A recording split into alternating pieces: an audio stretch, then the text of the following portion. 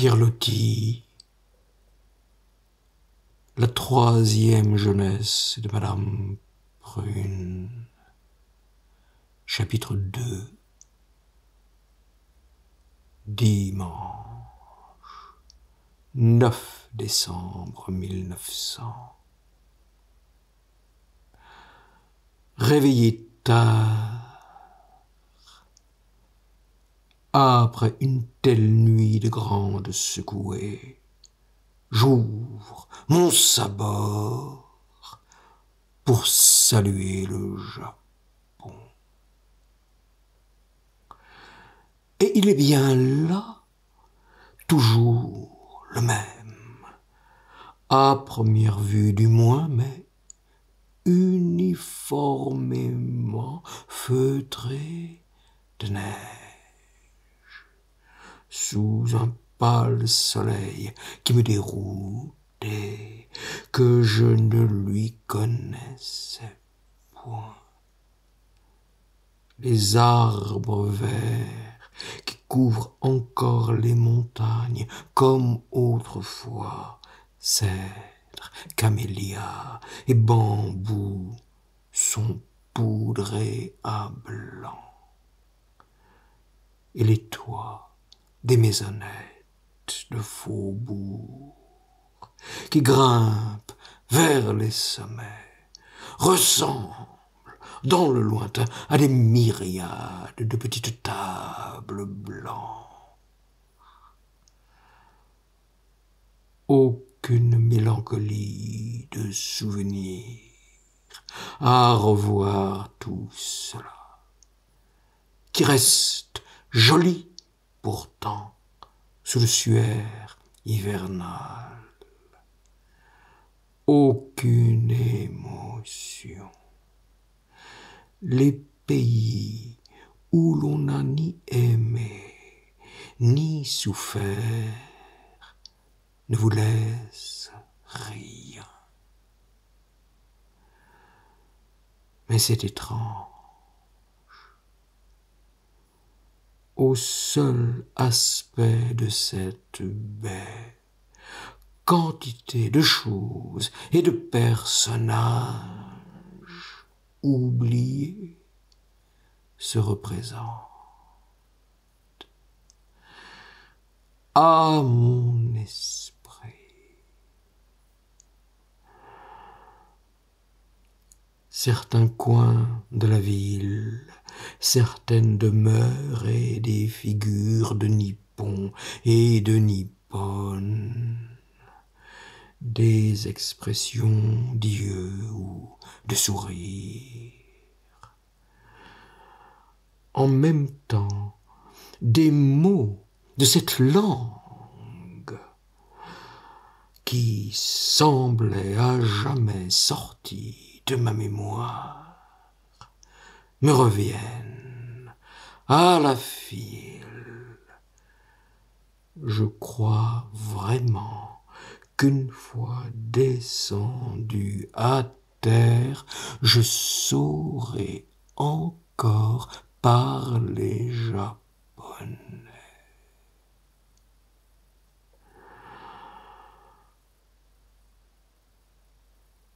Au soleil de 2 heures, la neige est fondue partout. Et on voit mieux alors toutes les transformations qui se dissimulaient ce matin sous la couche blanche.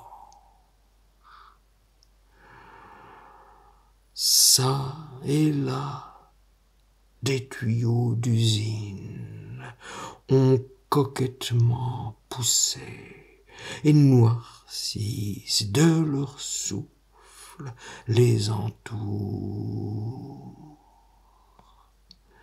Là-bas, là-bas, au fond de la baie, le vieux Nagasaki des temples et des sculptures semble bien être resté immuable, ainsi que ce faubourg de Jujinji que j'habitais à mi-montagne. Mais dans la concession européenne et partout sur les quais nouveaux que de bâtisses modernes, en style de n'importe où, que d'ateliers fumants, de magasins et de cabarets. Et puis, où sont donc ces grandes belles jonques à membrure d'oiseaux qui avaient la grâce des cygnes? La benne de Nagasaki, jadis, en était peuplée, majestueuse, avec leurs poupes de trirème, souples, légères.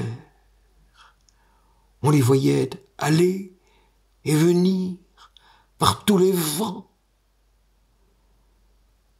De petits athlètes jaunes, nus comme des antiques, manœuvraient lentement leurs voiles à 1000 plis, et elles glissaient en silence parmi les verdures des rives. Il en reste bien quelques-unes, mais caduques, déjetées, et que l'on dirait perdues aujourd'hui dans la foule des affreux batelets de fer. Remorqueurs, chalands, vedettes, pareils à ceux du Havre ou de Portsmouth.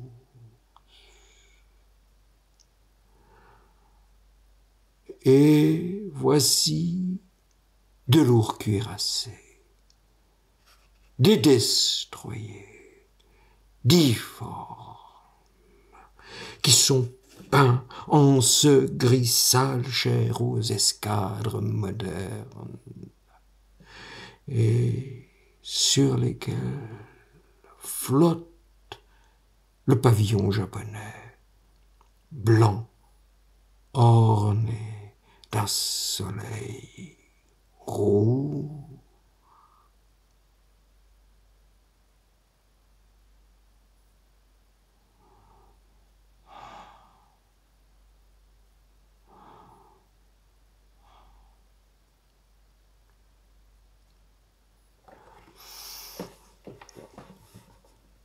Le long de la mer, quel massacre! Ce manteau de verdure qui, jadis, descendait jusque dans l'eau, qui recouvrait les roches même les plus abruptes, et donnait à cette baie profonde un charme d'Éden. Les hommes l'ont tout déchiqueté par le bas. Leur travail de malfaisantes fourmis se révèle partout sur les bords. Ils ont entaillé, coupé, gratté, pour établir une sorte de chemin de ronde que bordent aujourd'hui des usines et de noirs dépôts de charbon. Et très loin, très haut, sur la montagne, qu'est-ce donc? persiste de blanc après que la neige est fondue. Ah, des lettres japonaises, il est vrai. Des lettres blanches, longues, de 10 mètres, pour le moins, formant des mots qui se lisent d'une lieue. Un système d'affichage américain.